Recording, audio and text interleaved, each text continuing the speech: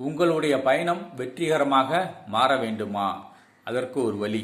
என்ன வழி அப்படின்னா, நீங்கள் எப்பவும் தொடர்ந்து பயணம் செஞ்சுக்கிட்டு இருக்கிறீங்களா? உங்கள் தொழிலே அந்த மாதிரியா?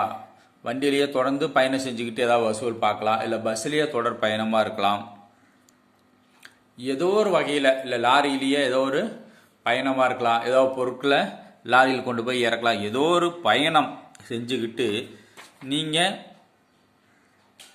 உங்கள் தொழிலை நடத்துகிறீங்க அப்படின்னா, நீங்கள் திங்கட்கிழமை வரும் நாளிலும் சனிக்கிழமை வரும் நாளிலும் விநாயகரை தொடர்ந்து வழிபாடு செய்யுங்கள்.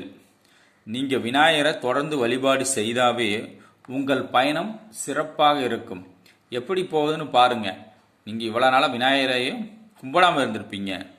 பயணத்தில் தான் உங்கள் தொழிலே நடக்குது அப்படின்னா, நீங்கள் திங்கட்கிழமையும் சனிக்கிழமையும் விநாயகரை வழிபாடு செஞ்சு பாருங்கள்.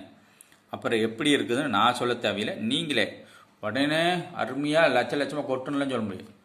உங்கள் ரெகுலராக நீங்கள் போய்கிட்டு இருக்கிறதுக்கு எப்படி இருக்குதோ அதில் ஒரு சில மாற்றங்கள் தெரியும்.